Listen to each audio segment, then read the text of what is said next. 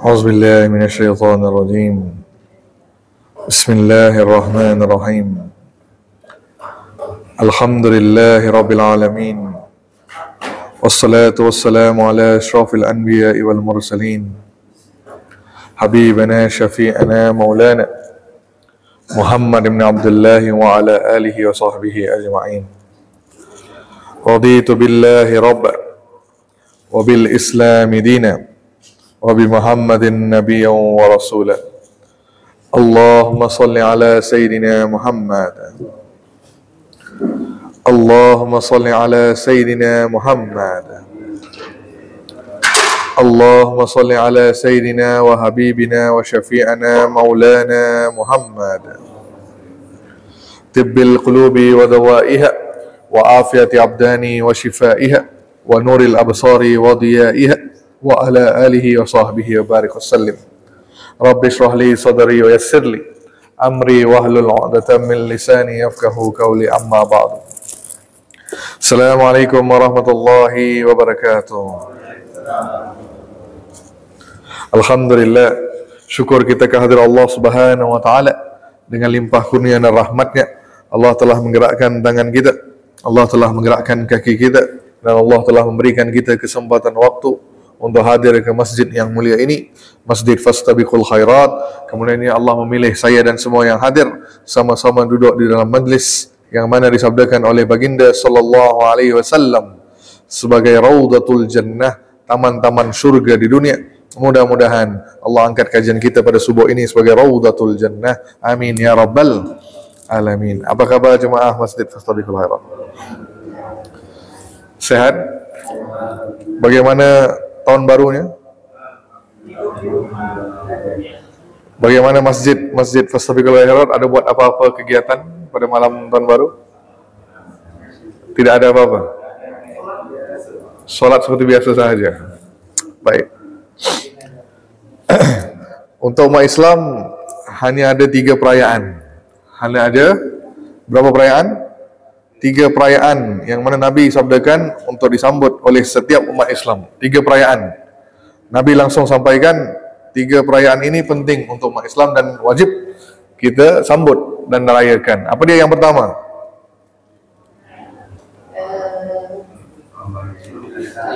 Idul Fitri, betul. Idul Fitri disambut pada 1 Syawal. Kemudian Idul Adha disambut pada 10, 11, 12 dan 13 Zulhijjah.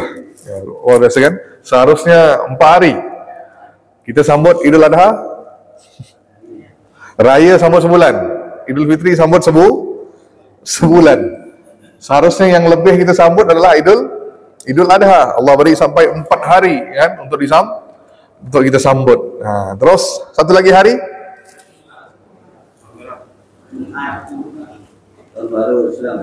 kalau 1 Muharram itu Nabi tak pernah sambut. Itu setelah zaman Khalifah Umar baru ada kalender Hijriahnya. Nah, apa dia? Kita sambut setiap minggu. Nah, hari Jumat Sayyidul Ayyam, hari besarnya umat Islam. Untuk orang Nasrani Allah berikan pada hari Ahad, untuk orang Yahudi Allah berikan hari Sabtu, dan untuk umat Islam Allah berikan hari Jumat. Nah, maka 3 agama samawi Allah berikan hari-hari khusus mereka. Hari Minggu, hari Sabtu, dan untuk umat Islam spesial hari Jumat. Maka wajib kita setiap hari Jumat itu kita rayakan seperti Idul Fitri dan Idul Adha. Maka pergi ke masjid pakai baju baru kan, pakai baju yang bersih kan, potong kuku, apa lagi? Mandi sunnah, betul. Ini semua kita kerjakan sebab kita membesarkan hari Jumat. Ini 3 perayaan besar umat Islam, yang lain cuma tambahan. Baik, bila kita sebut tentang tahun baru, sebelum kita pergi ke tema kita pada minggu ini. Baik, bila setiap kali kita sebut tahun baru, apa yang harus dilakukan? Tahun baru apa-apalah, pergantian tahun lah kita ambil. Kita ambil pergantian tahun, apa-apalah. Sekarang kan pergantian tahun Masehi. Nah, apa bu? Betul, yang pertama muhasabah sebab perintah langsung dari Allah Subhanahu wa taala. Surah Al-Hasyr ayat yang ke-18. Surah apa?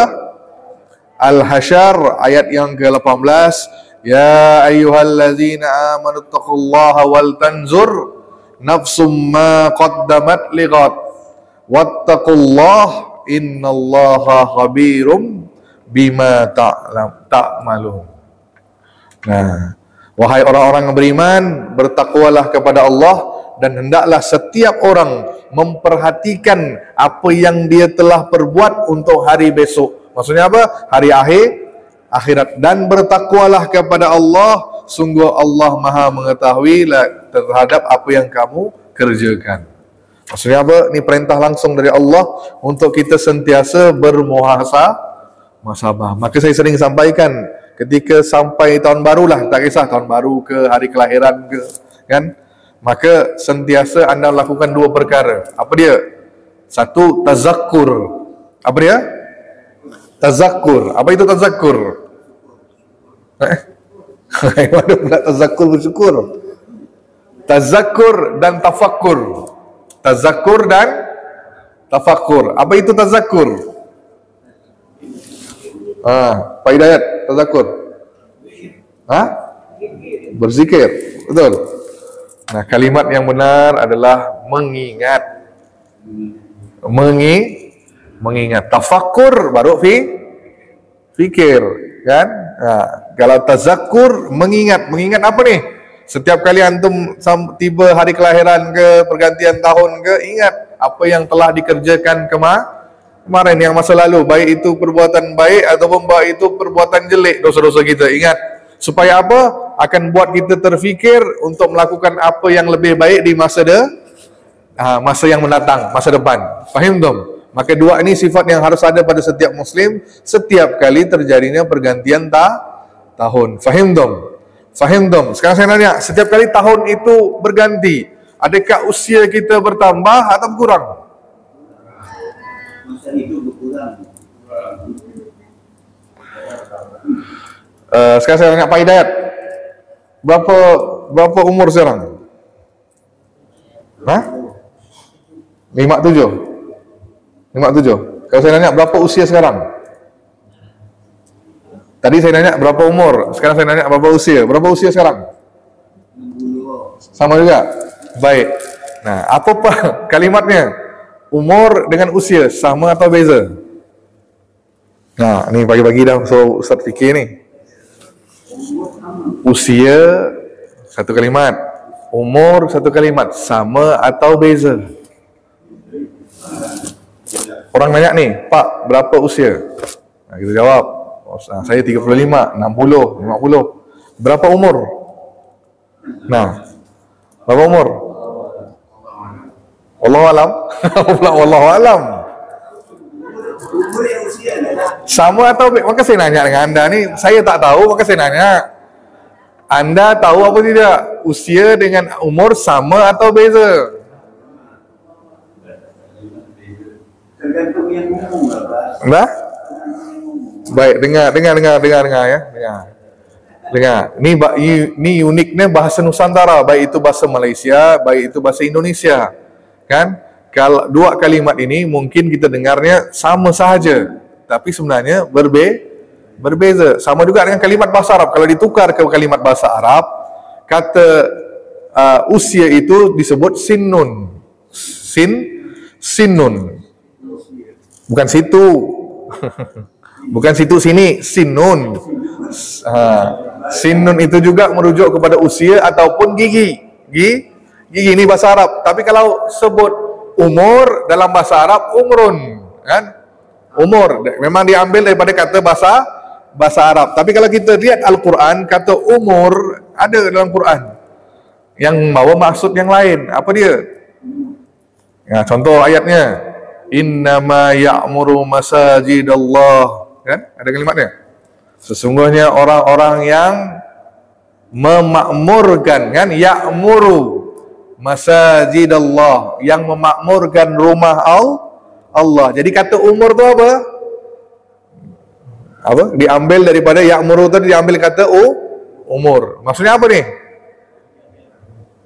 Dengar baik-baik. Baik, usia itu cuma angka.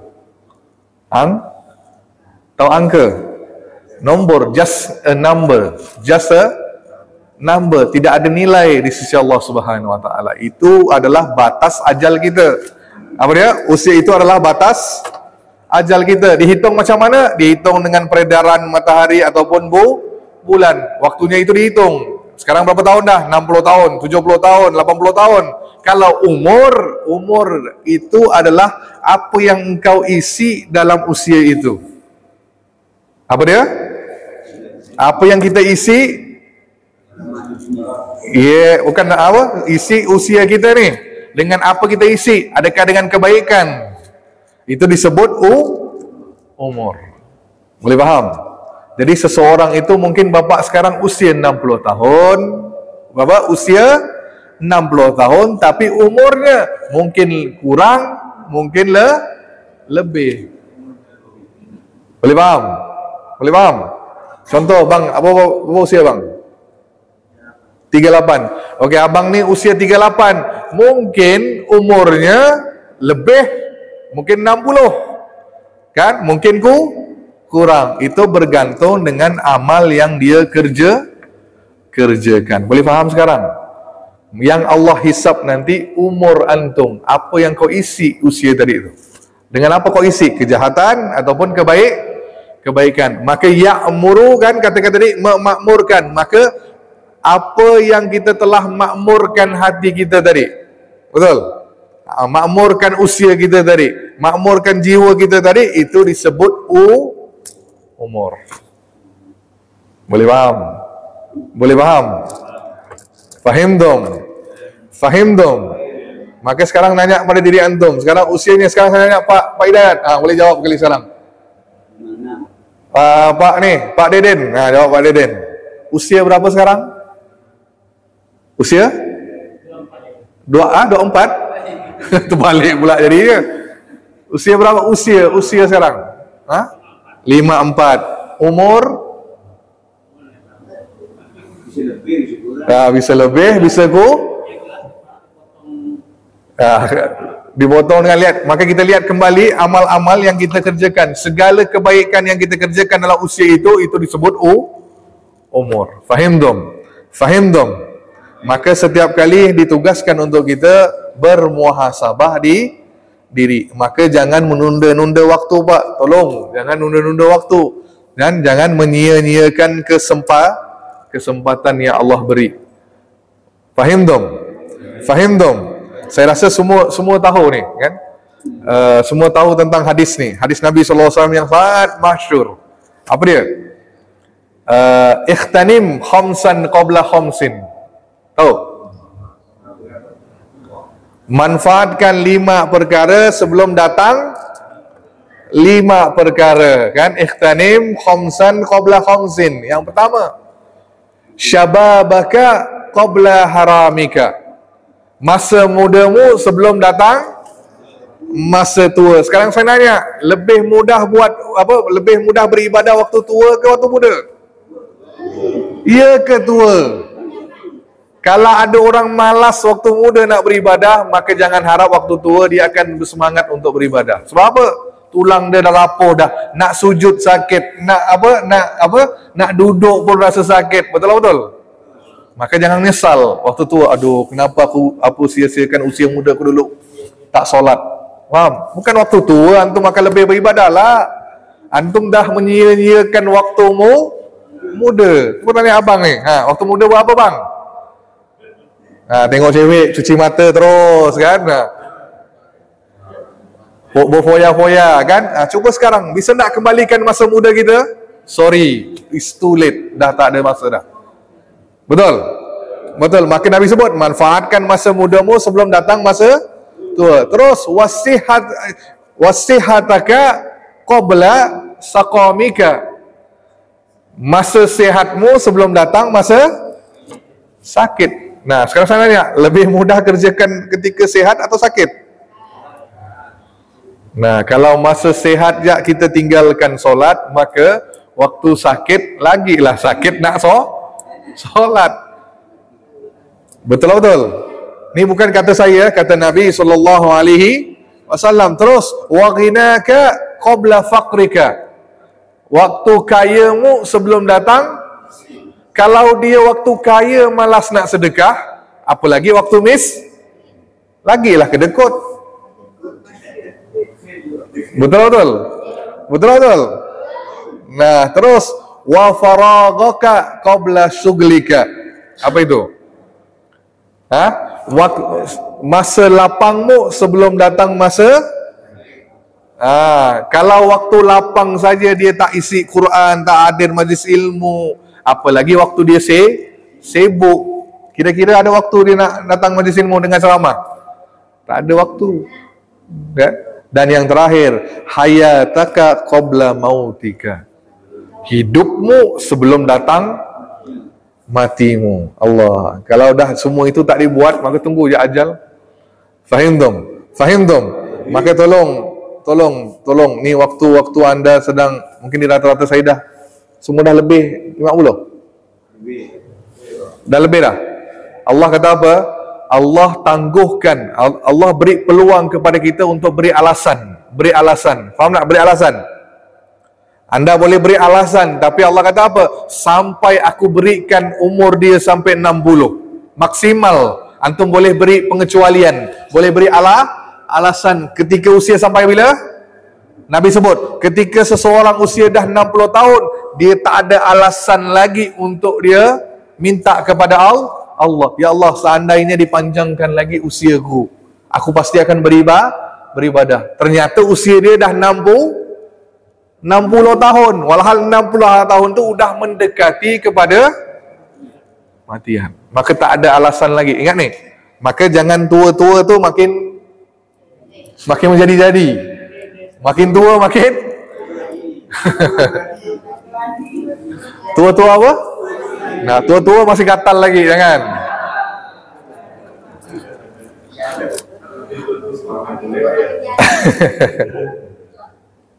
Makanya disebut sebagai Allah telah menyampaikan puncak dalam pemberian uzur, alasan kepada seseorang yang diakhirkan ajalnya sehingga mencapai usia 60 tahun. Nah, jadi maksimal kita boleh beri alasan 60 tahun. Kalau dah 60 tahun lagi masih belum solat, belum ngaji, tunggu je lah ajalnya.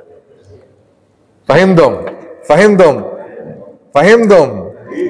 Okey, mudah-mudahan semuanya terus Allah berikan keberkahan dalam umur. Keberkahan dalam umur. Usianya mungkin berkurang, tapi umurnya mudah-mudahan berkah. Mudahan panjang umur dalam melakukan ketaatan kepada Allah. Amin ya rabbal alamin. Baik, insyaAllah kita dah selesaikan kitab Asy-Syama'il Muhammadiyah kita. Kan, dah selesai. Makanya saya tengah tunggu kitabnya ni. Kitabnya belum datang. Kitab kita akan bahaskan adalah kitab Adabul Mufrad. Adabul Mufrad. Karangan Imam Bukhari. Masih lagi kelanjutannya. Maksudnya apa? Segala adab-adab yang Nabi ajarkan, yang tidak ada dalam kitab Syama'il Muhammadiyah, akan kita bahaskan pada kitab tersebut. Boleh ya? Mungkin minggu depan insyaAllah kita akan mulai bab yang pertama. Untuk sekarang ni, kita akan bahaskan tentang tema berkenaan dengan tadi, apa yang kita bahaskan tadi, yakni doa sesuai sunnah. Apa dia? Berdoa sesuai sunnah. Kita lihat bagaimana cara berdoa yang benar, cara angkat tangannya macam mana, ada apa tidak angkat tangan ketika doa, cara Nabi angkat tu macam mana, semua kita akan bahaskan. Siap untuk dengar? Siap? Maka hadis Nabi SAW, ad-du'a huwal ibadah. Doa itu adalah ibadah. Seperti mana Allah firmankan dalam surah Ghafir, surah yang ke-40 ayat yang ke-60. A'udzubillahi minasyaitonirrajim.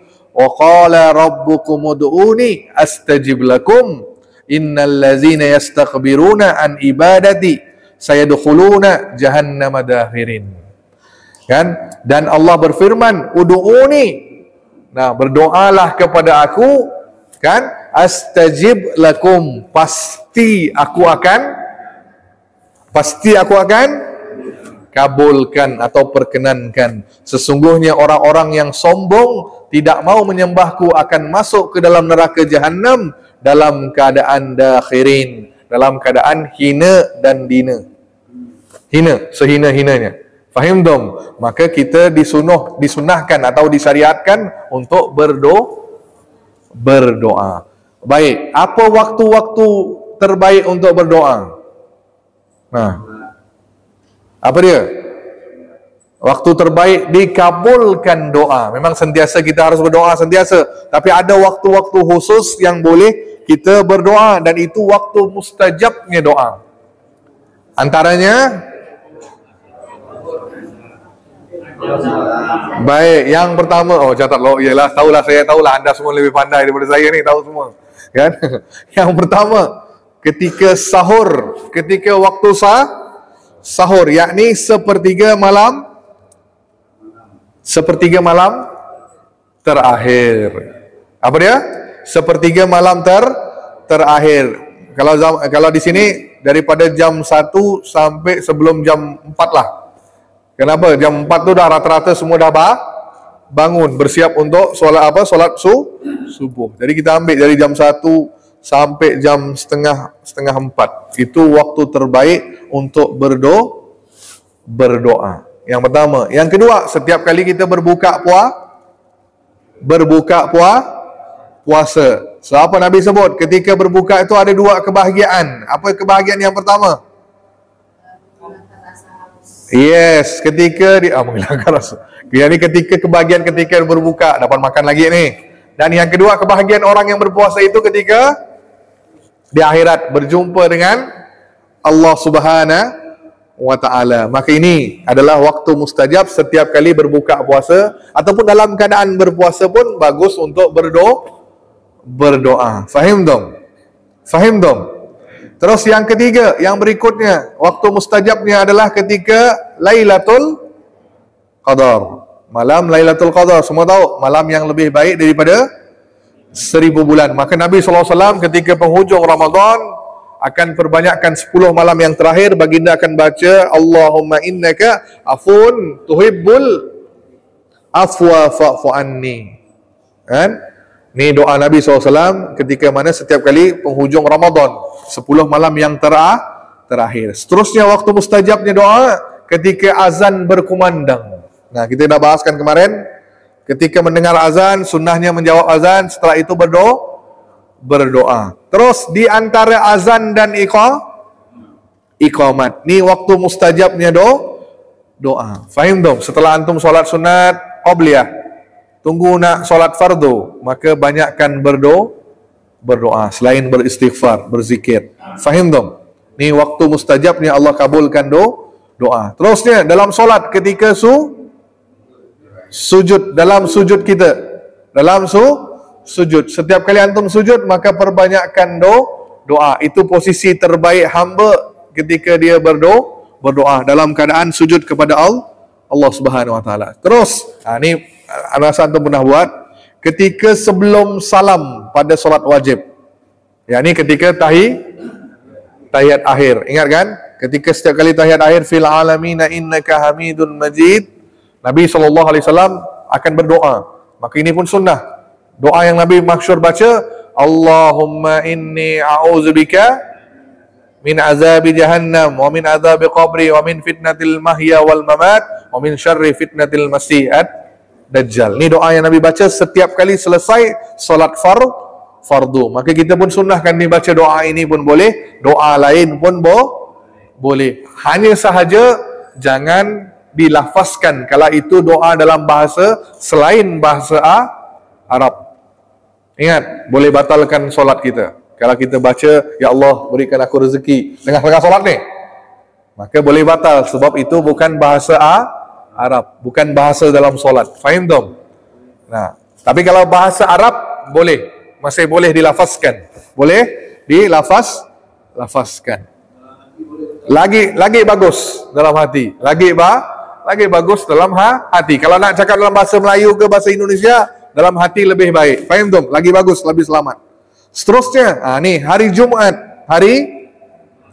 Bila waktunya?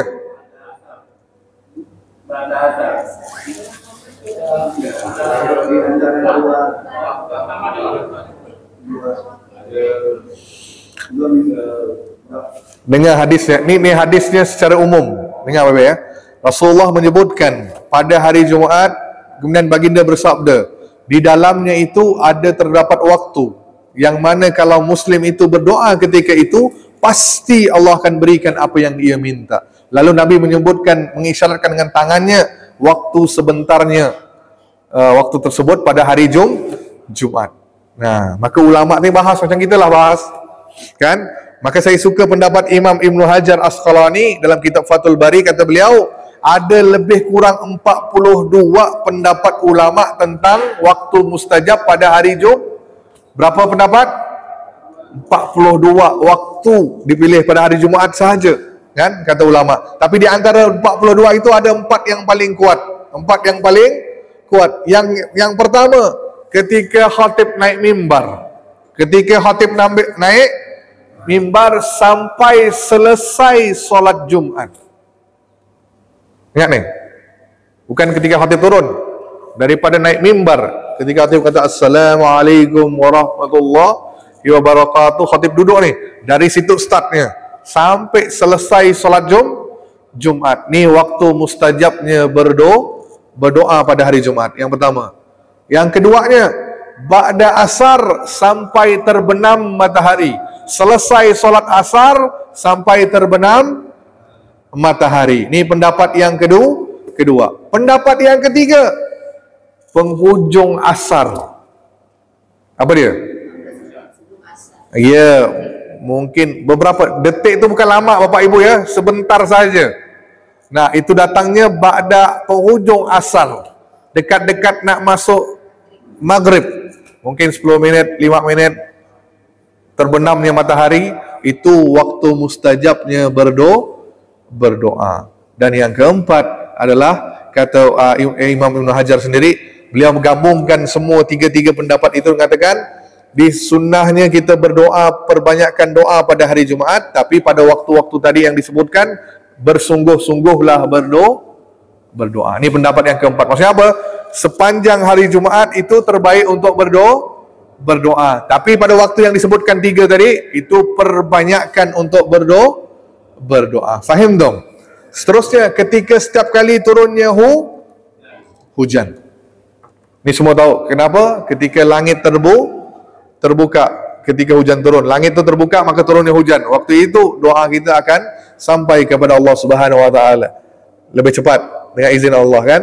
Seterusnya, ini mungkin ramai yang tidak tahu. Hari Rabu. Hari apa? Rabu antara solat zuhur dan asar. Pernah dengar? Belum pernah dengar. Kan Nabi SAW sebut dalam hadis riwayat Ahmad, hadis sahih, pada hari Rabu lah doa dikabulkan, yaitu antara solat zuhur dan solat asar. Jadi ba'da zuhur antum berdoa sampai masuk waktu asar. Nih waktunya. Sampai solat asar. Itu dia waktu mustajabnya berdoa pada hari bukan setiap hari, hanya pada hari Rabu. Tidur. Betul lah, iyalah betul, makan siang. Ya Pak ya? Betul juga kan?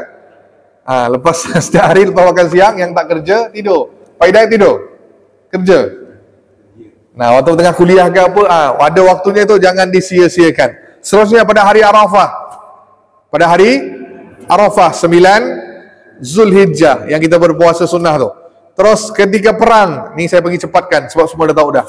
Terus ketika minum air Zam-Zam. Ni dia. Minum air Zam-Zam.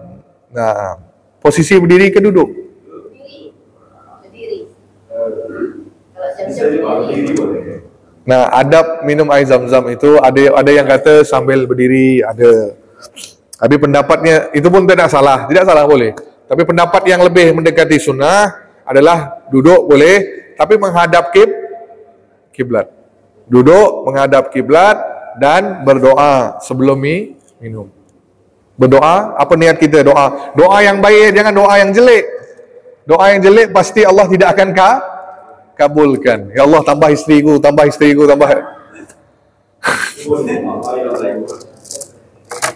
Lain pula doa ini jadi ya. Nah, maka saya kata tua-tua dah jadi-jadi dah kan. tambah bini.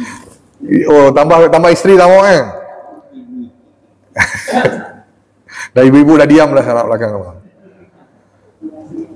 Ya? Apa bapak ni semua gatal ketika ustaz cerita gatal.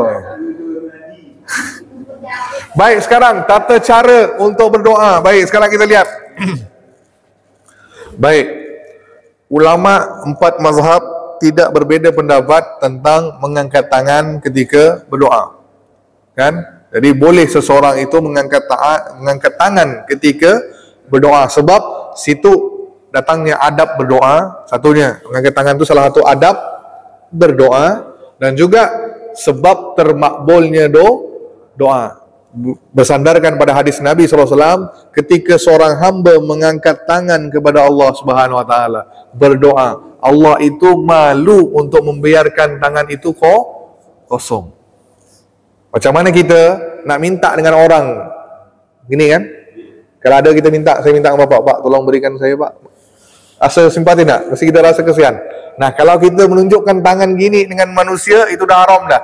Kan mengemis, faham tak? Tapi dengan Allah kita buat begitu, itu lebih cepat terkabulnya doa. Maka sunnah dalam mengangkat tangan ketika berdoa. Tapi itu bukan semua waktu Nabi SAW mengangkat tangan. Dengar baik-baik. Bukan semua waktu Nabi mengangkat tangan berdoa. Ada waktu Nabi berdoa tapi tidak mengangkat tangan. Contoh, masuk WC. Ada angkat tangan? Allahumma inni a'udzubika minal khubsi wal khaba'is. Masuk. Ada? Ada. Langsung bismillah ke, ataupun langsung Allahumma inni a'udzubika minal khubsi wal khaba'is. Nah, Nabi tidak pernah lakukan angkat tangan ketika masuk WC. Terus ada juga ulama yang mengatakan, ni diperdebatkan juga, khilafiyah. Setelah wudu Nabi tidak mengangkat tangan. Tapi kalau anda nak mengangkat tangan berdoa pun boleh, tak ada masalah. Saya tak kata, cuma saya kata Nabi tak buat. Nah, maaf nih, ketika bersama dengan isteri, ada doanya Pak? Hafal doanya? Hafal. Tak mungkinlah tak hafal, ya Pak ya? Pak, apa ni tak? Nah, tak boleh lebih-lebih ni masjid ni Pak. Jaganya, jaga adabnya. Nah, Nabi tak ada mengangkat tangan, langsung baca doanya, langsung bersama dengan isteri. Itu dia. Ini waktu-waktu tertentu. Lain waktunya Nabi mengangkat tangan dan berdoa. Baik. Cara mengangkat tangan ni banyak. Banyak. Dan banyak gaya juga saya lihat bapak-bapak ni. Kadang tangannya ke bawah sini, di atas pahanya gini. Saking malasnya kan? Saking malasnya di sini dia. Ustaznya baca. Imamnya juga satu. Janganlah panjang-panjang. Doa yang pendek sudahlah. Panjang-panjang tu biar mereka masing-masing. Faham dong? Maka doa itu ada berbagai macam, kata ulama. Yang pertama disebut sebagai al-mas'alah, yakni doa yang bentuk umum, yakni mengangkat kedua tangan, telapak tangan ke langit dan luaran ini ke bumi. Nah, ini umum.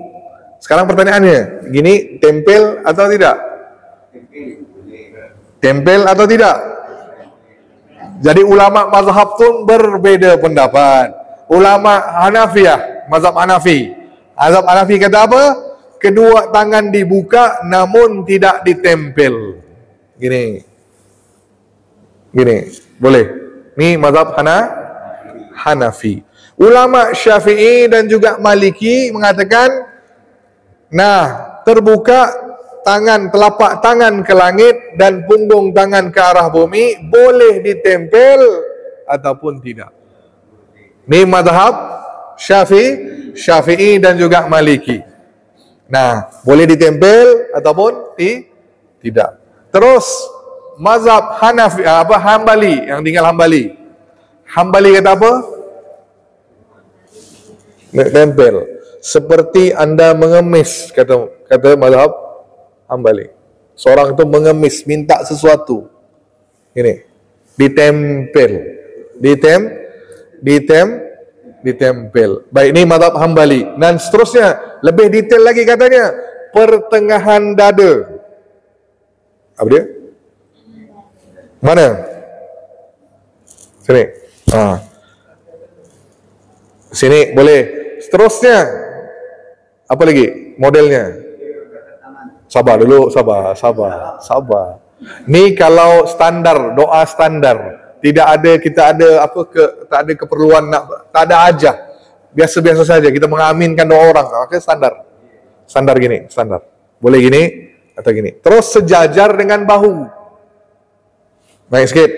Sejajar dengan bahu. Boleh gini, boleh gini. Kan? Kalau ada hajat yang besar, baru naik.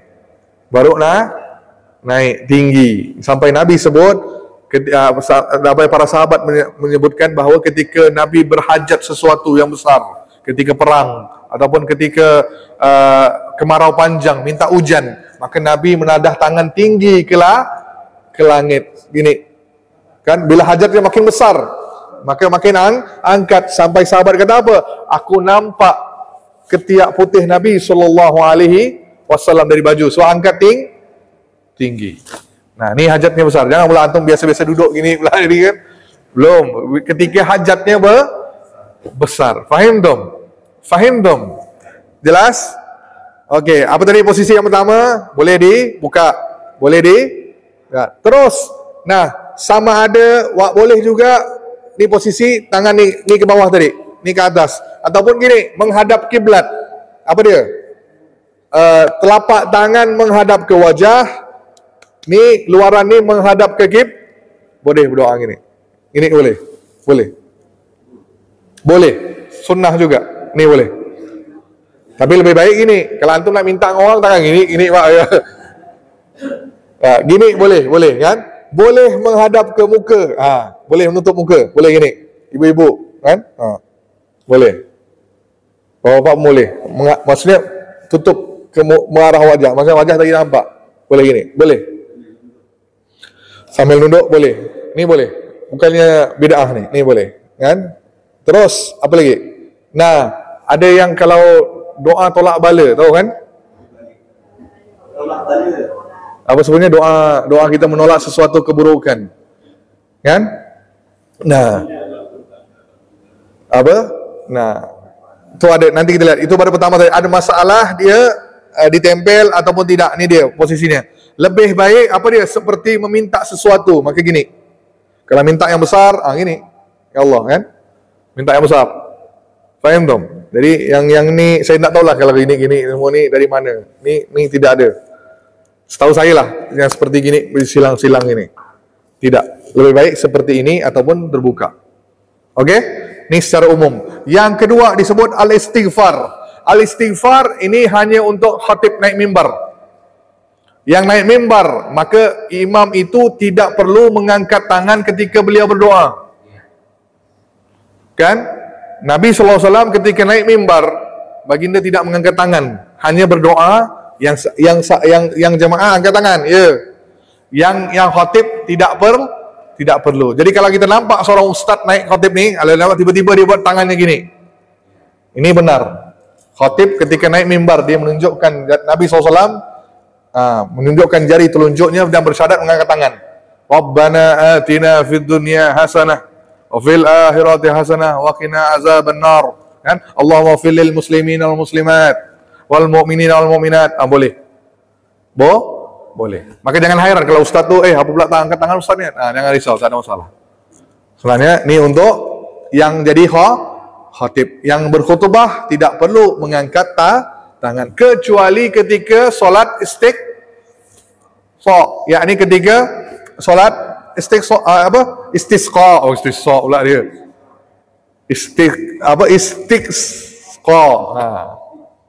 Istiqsa. Okey. Doa ni. Okey, ni ketika doa minta apa?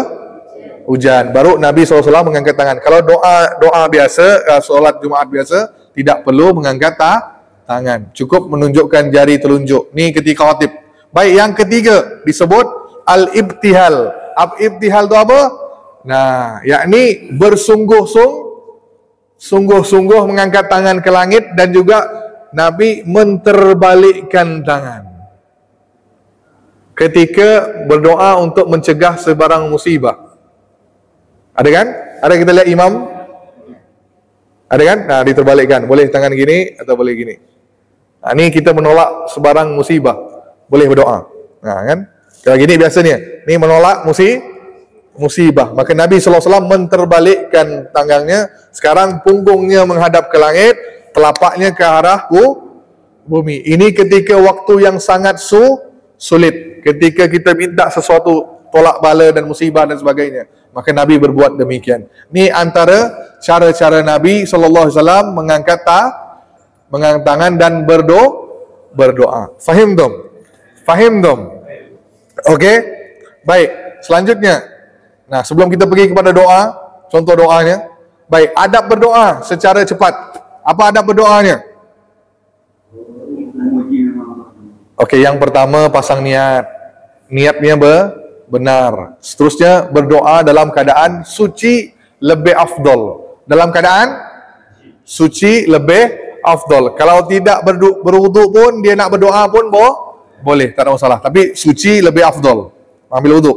Terus disunnahkan saja menghadap ke arah kiblat. Terus disunnahkan juga mengangkat tangan dan membaca doa itu dengan suara yang lirih. Apa lirih?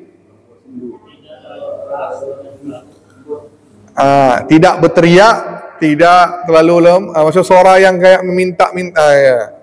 Meminta dalam keadaan yang sangat merintih lah. Syahdu. Itu dia.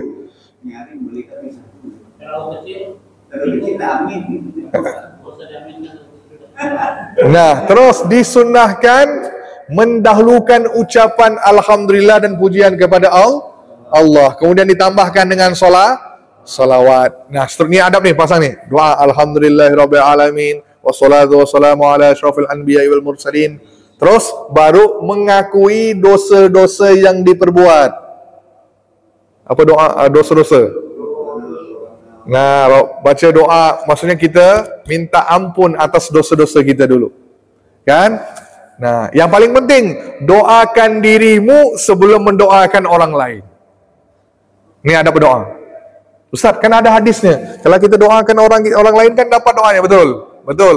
Tapi banyak dalam Quran disebutkan bahawa mendoakan diri sendiri lebih dahulu sebelum mendoakan orang lain. Contoh doa Nabi Ibrahim, Rabbirfirli wali walidayya. Betul? Rabbirfirli. Nabi minta ampun untuk dirinya sendiri, baru wali walidai, baru untuk kedua orang tuanya. Maka adab dalam berdoa, dahulukan diri kita sendiri sebelum orang lain. Fahim dong? Terus kalau baik, bertawassul dengan amal-amal soleh dan juga asmaul husna. Makanya doa itu ada tawassul. Tawassul tu minta dengan apa? Asmaul husna. Ya Rahman, Ya Rahim, apa? Ya Latif, Ya Hayyu, Ya Qayyum, kan? Ni asmaul husna. Allah lebih suka doa yang seperti itu. Ataupun bertawassul dengan amal soleh kita. Apa dia? Ya Allah, berkat aku berpuasa tadi, ya Allah. Kalau engkau terima amalku, ya Allah, tolonglah terima doaku ini.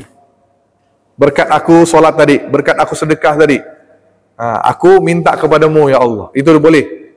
Itu boleh. Fahim dong? Doa ni boleh. Yang lain ilafiyah. Maksudnya apa? Yang pertama tadi asmaul husna, yang kedua dengan amal soleh kita. Fahim dong? Dan seterusnya mengulang-ulang doanya kalau boleh. Nabi SAW biasanya mengulang-ulang doa. La ilaha illa anta subhanaka inni kuntu minaz zalimin. La ilaha illa anta subhanaka inni kuntu minaz zalimin. Mengulang-ulang. Dan tutupnya dengan ucapan yang sesuai. Maksudnya apa? Dengan ditutup seperti mana kita mulakan tadi. Puji apa? Salawat, dan juga tutup dengan pujian kepada Allah Subhanahu wa taala. Fahim dong? Ni adab dalam berdoa. Fahim dong? Fahim dong? Maka perhatikan doa kita, disitulah obsesi kita. Tahu obsesi? Apa obsesi, Pak? Obsesi itu apa, Bu?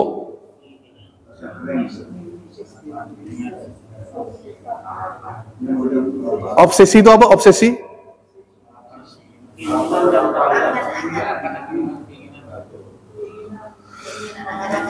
Maka perhatikan doa kita, sebab apa yang kita doa itulah yang kita inginkan dalam diri kita. Itu disebut obsesi. Ada doa yang Allah tidak kabulkan. Orang yang terlalu obses dengan apa yang dia minta. Kalau itu untuk akhirat, ya. Tapi kalau untuk dunia, hati-hati. Sebab apa? Contoh, surah Al-Baqarah ayat 200. Ni doa yang Allah kata, aku tak akan terima doa ni. Apa dia? Surah Al-Baqarah ayat 200. Kalau nanti buka, saya bacakan doanya. May yaqulu, dan di antara mereka ada yang berdoa, Rabbana atina fid dunya. Berhenti. Rabbana atina fid dunya. Belum, tak ada asalahnya. Rabbana atina fid dunya. Sampai situ dia berdoa. Maka wa ma lahu fil akhirati min khalaq. Yes, apa dia? Ada di antara mereka yang berdoa, Rabbana atina fid dunya, ya Allah berikan kami kebaikan di dunia. Maka Allah kata, di akhirat dia tidak memperoleh bahagian apapun. Maksudnya apa? Ya Allah berikan aku rezeki yang melimpah, berikan aku rumah, berikan aku mobil. Kalau antum berdoa situ sahaja antum dapat di dunia, di akhirat nol. Boleh faham? Kenapa? Sebab antum tidak gandingkan dengan akhirat. Maka ayat berikutnya 201. Wa minhum may yaqulu, dan di antara mereka juga ada yang berdoa, kata Allah, Rabbana atina fid dunya hasanah wa fil akhirati hasanah wa qina azabannar. Ini doa yang Allah terima.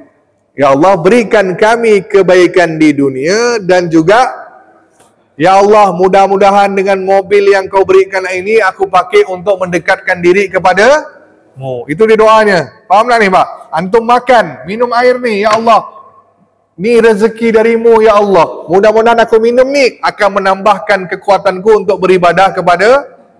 Baru berkah. Boleh faham ni? Boleh faham? Kalau antum minta dunia sahaja akan dapat dunia, tapi di akhirat tidak dapat apa-apa. Tapi kalau antum minta dunia untuk dapatkan akhirat, insya-Allah. Fahim dong? Fahim dong?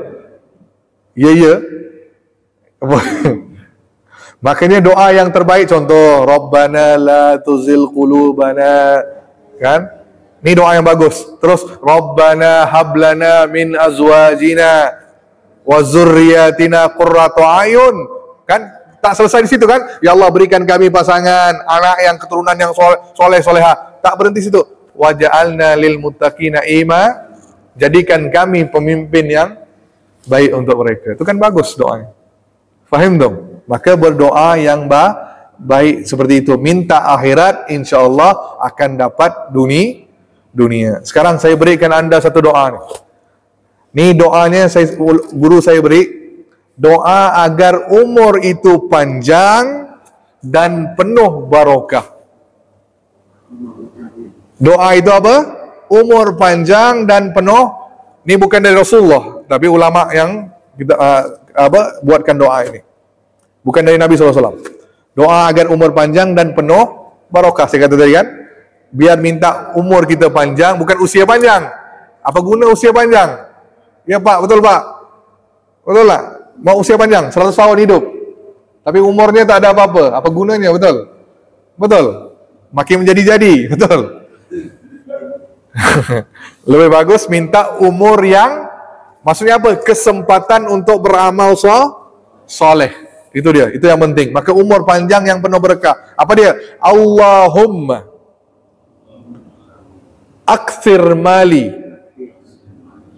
wa walidi wa barik li fima a'taidani wa athil hayati ala ta'atik wa ahsin amali waghfirli. Siapa yang ada WA yang boleh saya WA kan doa ni? Pak Hidayat, boleh? Boleh? Ana kirimkan doa ini ke antum ya, antum kirim ke grup. Masuk grup ya? Ini dia tulis Arab. Oh, dituliskan dalam Arab. Zaman sekarang canggih dah bu, pakai WA je lah. Nak tulis-tulis pula ni, aduh. Oh, tak ada WA. Tak apa, minta yang ada WA tadi ditunjukkan nanti, lebih senang. Oh, mau di print je ya? Okey, tak apalah. Pak Hidayat dia print ya. Saya ulang sama-sama baca. Apa dia maksudnya? Saya bacakan doanya, apa maknanya dulu. Allahumma aksir mali, ya Allah perbanyakkan harta. Kan? Wa waladi, kan? Perbanyakkan anakku. Kan? Terus wa barik li fima a'taitani, dan berkahi karunia yang engkau beri. Kan? Terus apa dia? Wa athil hayati, panjangkan umurku ala ta'atik, dalam melakukan ketaatan padamu. Wa ahsin, maka baguskan apa? Amali, amalku. Waghfirli, dan ampuni dosa-dosaku. Ni doa yang paling bagus, apalagi dah usia dah 60 tahun lebih ni. Ni doa yang terbaik untuk antum baca sebelum minta ajal, kan?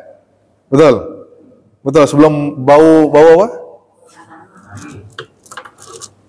Okey, itu sahaja untuk minggu ni. Ada pertanyaan? Silakan yang mau tanya. Assalamualaikum warahmatullahi wabarakatuh. Bismillahirrahmanirrahim. Kadang-kadang kita berdoa mengajak kepada Allah, kadang-kadang kita pula dan apa penyebab doa kita yang tidak dikabulkan. Yang kedua, doa apa yang paling mustajab? Yang ketiga, siapa tiga orang yang doanya tidak akan ditolak? Mohon sosialnya mobil yang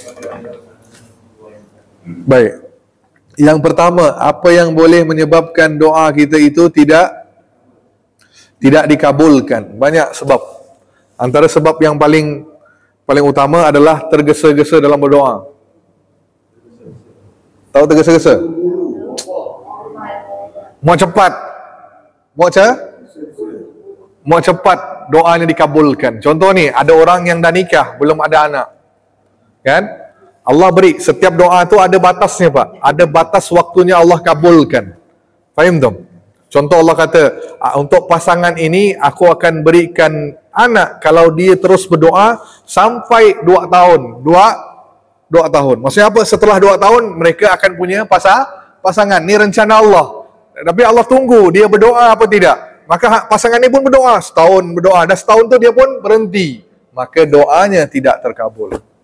Kerana apa? Batas maksimal. Faham tak ni? Macam radio kita ada volume kan? Suara maksimal. Sama tu juga doa. Ada batas maksimalnya untuk berdoa. Dan Allah tunggu kita capai apa tidak batas maksimal tersebut. Maka sabar dalam berdoa.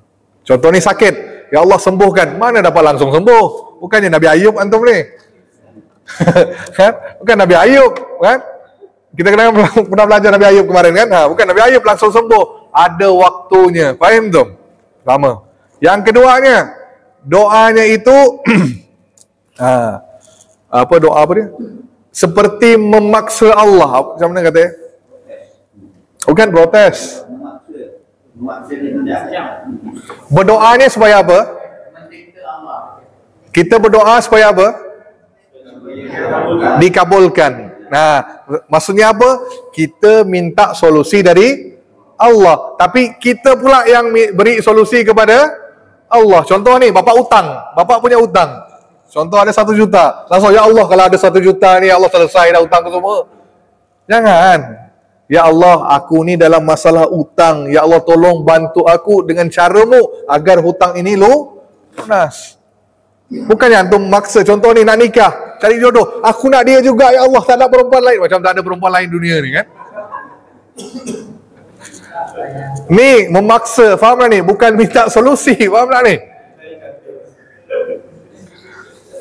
Nah, tu salah dalam berdoa. Maka doa kita tidak dikabulkan. Yang penting Allah mau kita mengemis depan Allah. Faham tak ni? Mengemis. Yes, maka nolkan diri kita ketika berdoa kepada Allah. Tahu nol? Kan nol. Kalau nol maksudnya kosong. Kosongkan diri. Maksudnya kita ni tak ada apa-apa. Ya Allah, aku ni hina, 0. Kan? Terus aku ni hamba yang lemah, 0, 0, 0, 0. Terus letak Allah yang paling depan. Letak 1. Apa jadi? Ada nilai apa tidak? Adalah. Kan 0, 0, 0, 0, terus 1 di depan. Ada nilai apa tidak? Bisa 1.000.000, bisa 1.000.000.000, betul? Tapi kalau antum terus awal-awal dah, itu dia memaksa Allah, jangan. Terus yang paling penting Pak, jangan ada kita mengkonsumsi yang haram. Baik itu makanan, baik itu minuman, baik itu pakaian dan semua hal. Sebab apa? Hadis sahih kan? Ketika Nabi melewati seorang, lihat orang tu pakaiannya compang-camping, rambutnya kusut masai, tapi dia berdoa dengan khusyuk. Ya Allah, ya Rabb, ya Rabb, ya Rabb, angkat tangan ke langit ni. Doa yang sangat apa? Khusyuk lah, sampai angkat tangan. Dia berdoa yang sekaligus apa, sangat-sangat apa? Luar biasa. Sahabat kata apa? Ni doa ni pasti Allah akan kabulkan. Apa kata Nabi? Allah tak akan kabulkan doa ini. Kenapa? Kerana apa yang dia minum haram, apa yang dia makan haram, apa yang dia pakai haram. Maka Allah tidak akan kabulkan doa orang-orang yang ada unsur haram dalam dirinya.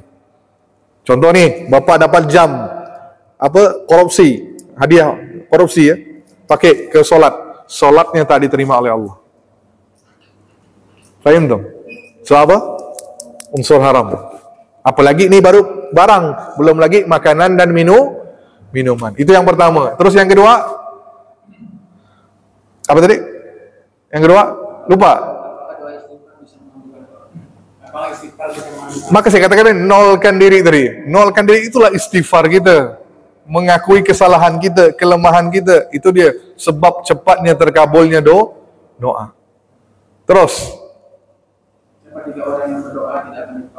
Ya, bukan 3 orang, sebenarnya banyak orang yang tidak ditolak doanya. Sebenarnya banyak. Bukan satu hadis saja. Bukan satu hadis saja, hadisnya banyak. Bukan 3 orang. Antaranya orang yang dizalimi, pemimpin yang adil, kan? Nah, ini antara doa-doa orang yang tidak tertolak, ya, ya Pak ya. Ini baru satu hadis yang Bapak baca, sebenarnya banyak, banyak. Oke, ada lagi? Iya, iya Bu, silakan. Kalau kita dapat gift gitu ya, hadiah dari seseorang, itu kan nggak tahu halal apa enggak. Gift apa nih? Misalnya hadiah. Hadiah untuk apa nih? Melakukan sesuatu. Dia dari mana itu apa? Kalau sekadar memberi hadiah, sekadar. Saya ini pergi luar negara kemarin, oleh-oleh saya bawa. Itu tak ada masalah. Tapi kalau ibu buat sesuatu macam proyek bantu dia, terus diberi apa-apa, itu yang salah. Kalau sesama Muslim berbagi hadiah itu sunnah. Contoh saya beri hadiah Pak Hidayat parfum, Pak Hidayat silakan. Itu tak ada masalah. Tak ada masalah. Contoh nih, kalau non Muslim sekalipun beri kita boleh terima selama itu halal. Halalnya apa? Zahirnya halal. Soal dia dapat duit dari mana itu terserah dia. Itu tak ada masalah. Tapi ketika kita diberi itu halal, kan? Boleh dimakan, boleh dipakai, tak ada masalah. Okey, sip. Ada lagi? Apa Pak? Nah, kalau kita kalau kita tahu hasilnya haram, maka tinggalkan lebih baik.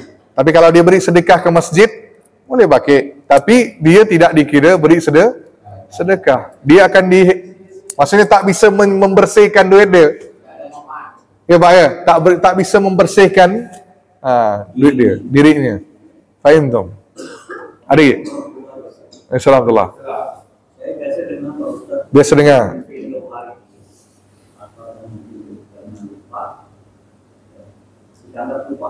Lupa. Mendoakan itu mengumpulkan kalau secara umum ramai-ramai itu kan harus istimewa, harus dijamakan. Iya dijamakan, betul, betul. Dibagikan. Misalnya anak dari ini, misalnya pernah saya dengar juga yang langsung tidak. Subhanaka inna kunna minaz zalimin.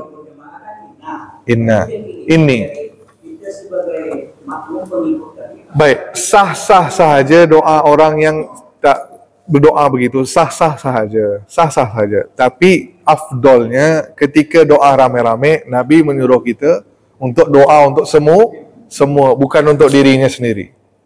Tapi kalau ada orang tu imamnya baca untuk dirinya sendiri, kita pun boleh mengaminkan, tak ada masalah. Tetap doanya untuk semua. Tapi lebih baik berdoa itu digantikan tadi, kan? Anni jadi, ini jadi, gitu, boleh. Tapi ingat, itu kalau doa Nabi SAW boleh ditukar yang mana. Tapi ada juga orang yang tukar. Jangan sekali-kali tukar kalimat Al-Quran. Ini perdebatkan nih. Kalau doa Nabi SAW boleh, ayat Quran jangan dirubah. Jangan dirubah. Ustaz tadi la ilaha illa anta subhanaka kan ayat Quran. Ayat Quran pun ada, hadis Nabi pun ada. Lagi boleh, maka dipakai untuk hadis Nabi. Kalau ayat Quran jangan dirubah. Ayat Quran begitulah kita baca. Ya Pak ya? Ingat tu. Ayat Quran jangan dirubah. Kalau ayat Quran, kalau hadis boleh. Jangan ditambah atau jangan dirubah. Jelas? Lebih baik, baik. Okey. Okey, ada lagi? Takutnya kita mengubah Al-Quran jadinya. Betul? Mengubah Quran jadinya.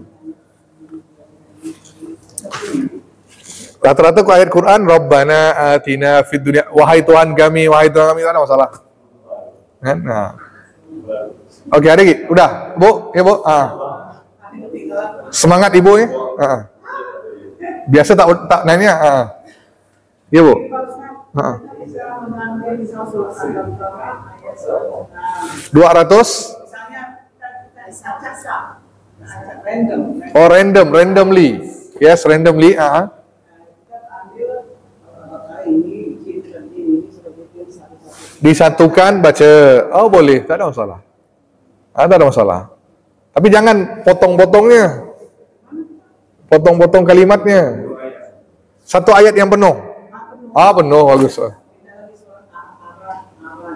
Oh, boleh. Boleh, tak ada masalah. Boleh, Bu, boleh. Ada lagi? Udah? Ada perbedaan panjang umur dan panjang. Ni dapat, aku ni bukan guru bahasa nampaknya. Nak umur panjang. Jauh. Itu bahasa Indonesia. Tanya dengan guru bahasa, Pak. Saya ini bagian agama ya kan. Umur panjang umur lebih kurang sama ya akhirnya. Dibalikkan ya namanya. Tapi kalau Bapak nak doakan, sebutkan panjang umur. Itu lebih baik daripada kata moga dipanjangkan usia Bapak. Kan maka saya kata apa gunanya dipanjangkan usia kita kan? Nah, panjangkan umur dalam ketaatan. Moga umurnya dipanjangkan barokah. Itu dia. Sip. Okey, dah? Sip. Itu sahaja. Wabillahi taufiq wal hidayah. Assalamualaikum warahmatullahi wabarakatuh. Tutup dengan tasbih kafarah. Subhanallah bihamdika asyhadu an la ilaha illa anta astaghfiruka wa atubu ilaik.